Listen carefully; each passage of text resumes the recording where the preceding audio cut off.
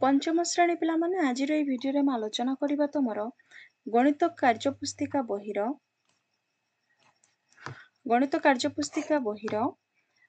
पाठ संख्या 3 वृत्त ओ एहार माप विषयटी को आलोचना करिबा एवं लेखिबा। तो पिला माने चैनल को नुआ आसले चैनल को सब्सक्राइब कर दबो एवं वीडियो टी को संग मानक सहित शेयर कर दबो। तो देखो कार्यफर्द 1 पाठ संख्या 3 वृत्त एहार परिमाप विषयटी रे प्रथम प्रश्न कोन दिया छि तळ चित्र गुरिक मध्यरु केउटी अलगा ता पाखरे टिक चिन्ह दियो।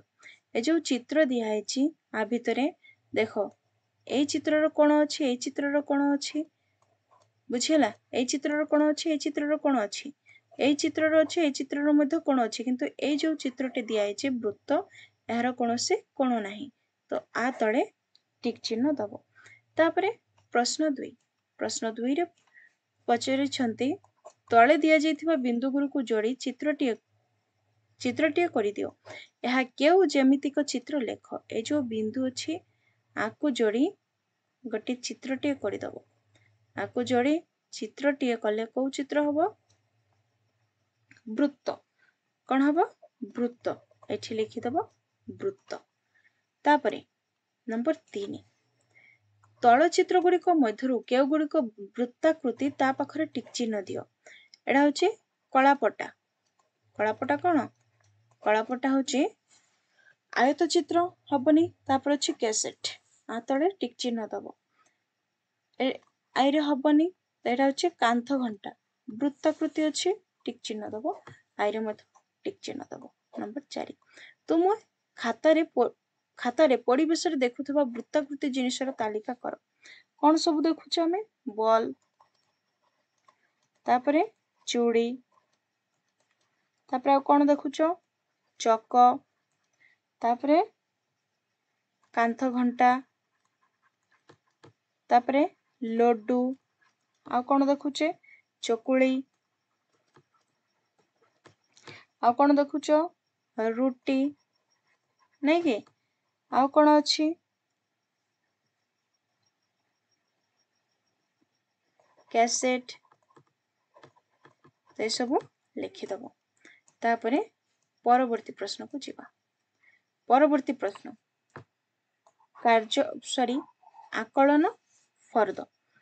आकलन फर्द 1 नंबर रे दिया छि देखो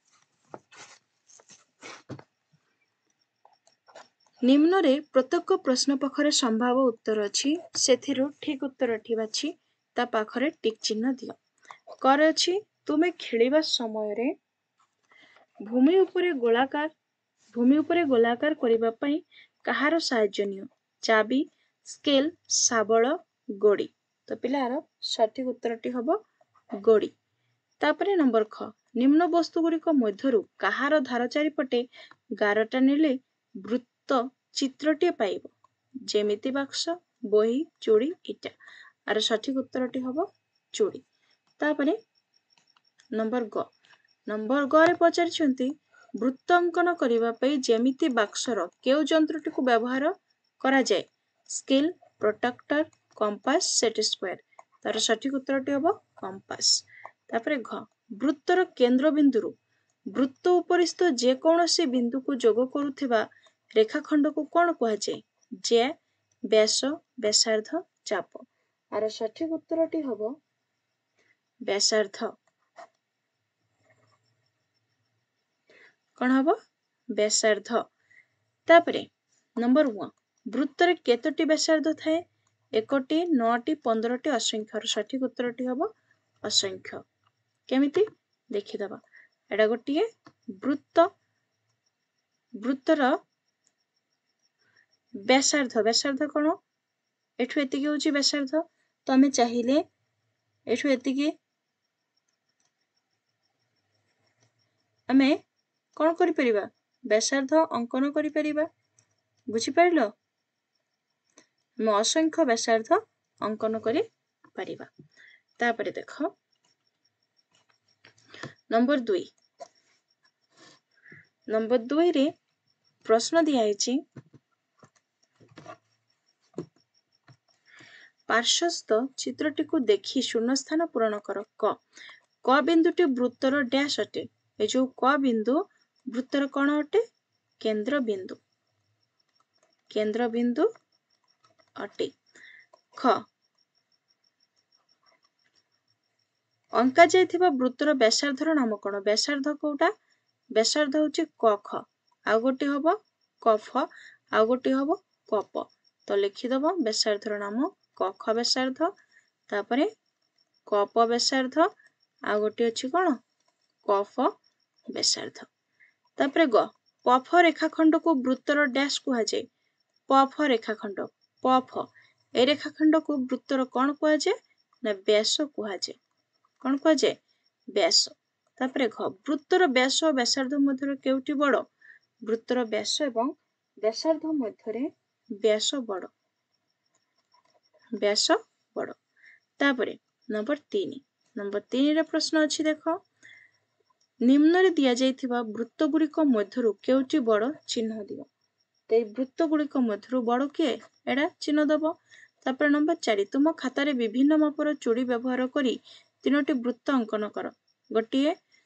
छोट चूड़ी को व्यवहार करिवो वृत्त अंकन करिवो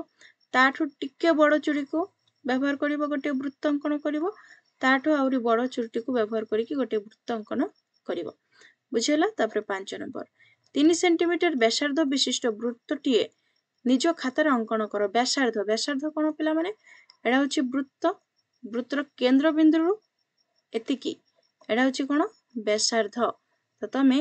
कौन करिवो 3 सेंटीमीटर गार टाणिबो एठी कंपास रो मुण रखिकी एठू गोटे वृत्त अंकन करिवो बुझिला वृत्तटी अंकन करिवो जोड़ा कि व्यासार्ध थिबो 3 सेंटीमीटर हेले व्यास हबो केते 6 सेंटीमीटर बुझि पाइलो तो पिला माने एतिकी सइला चैनल को नुआ आसले चैनल को सब्सक्राइब करबा सहित वीडियो को सांग मानक सहित शेयर कर दबो थैंक्स फॉर वाचिंग।